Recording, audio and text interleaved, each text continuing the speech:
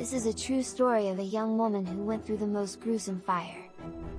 When you read her story, you'll realize that your trials are absolutely nothing compared to what this young girl went through. It was September 25, 2000. Maricela Patton was an 11-year-old girl in Zamboanga. On that day, this little girl went with her uncle to draw water. Along the way, 4 men met them. They were carrying long knives. They told her uncle to face down on the ground, and they hacked him on the neck and killed him. Maricela was in total shock, especially that the men were their neighbors. She tried to escape, but the men ran after her. She cried, "Kuya, wagpo, wagnyo akong tiyan. Mawapo kayosa akin. Don't kill me. Have mercy on me." But they weren't listening. With a long knife, a man slashed her on the neck too. Maricela fell to the ground and lost consciousness. When she woke up, she saw a lot of blood. She also saw the feet of the men around her, but she pretended to be dead. When they walked away, Maricela ran back home. But along the way, she saw that both her hands were falling off. Because the men hacked them too.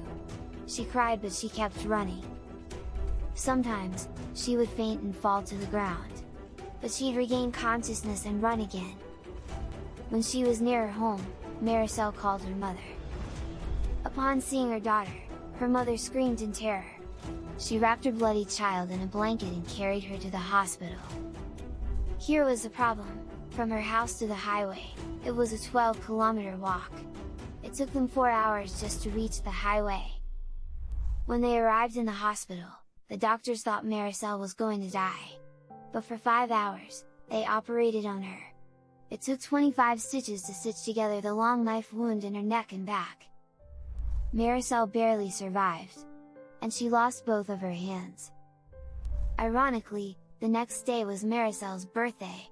She was 12 years old. But tragedy didn't end there. When they went home, they saw their home was gone. It was ransacked and burned down by the goons. Being very poor, Maricela's family also didn't have money for their hospital bills. But God sent many angels along the way to help them. Archbishop Antonio Ledesma, a distant relative, paid for hospital bills and helped them bring the criminals to court. They were sentenced to prison. Today, she's staying with the nuns at Regina Rosariai with Senior Epi Brazil, OP. But this is the incredible miracle. Instead of staying down, Maricela kept running. Instead of cursing God why she had no hands, she now uses her wrists in incredible ways that will boggle your mind. Maricela was cited as the most industrious, best in computer, and most courteous in the school for crippled children. In 2008, she graduated from a course in hotel and restaurant management. She even received a gold medal for arts and crafts.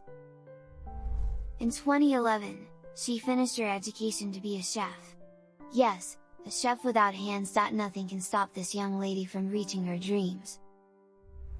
Real winners don't give up. Maricela Patton, a true winner.